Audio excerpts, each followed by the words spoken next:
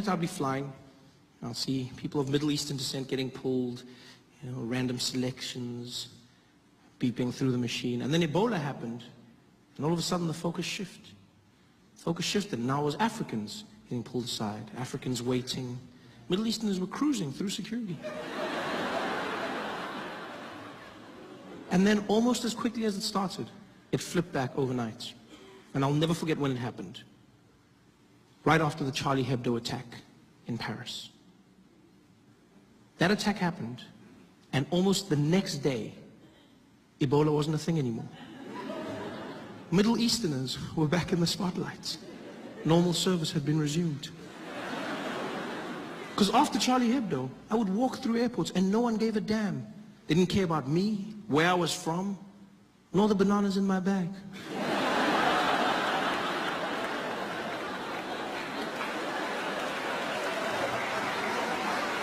I just cruised through security. Charlie Hebdo.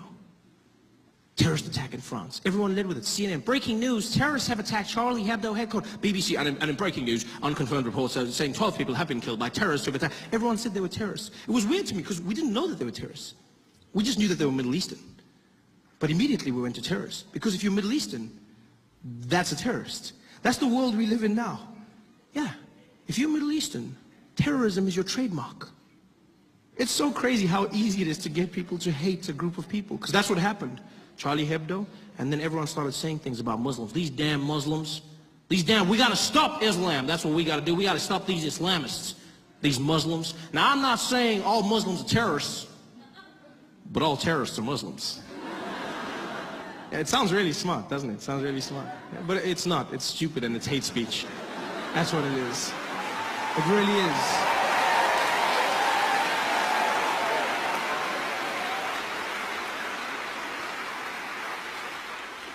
Terrorism is not a race, it's an act. It has evolved over time. Yes, right now we're dealing with extremism, Islamic terror in some parts of the world. But if you go to other parts of the world and ask them what a terrorist is, they'll show you a different face.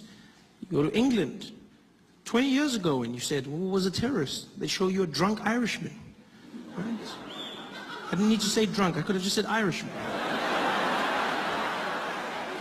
There was a time when Nelson Mandela was labeled a terrorist. Like, terrorism is an act, it's not a face. People say these things. Well, these Muslims, you gotta admit, there's an awful lot of them doing the same thing. You're like, yeah, but you know who's not a terrorist? Most Muslims. Yeah, most Muslims are not terrorists.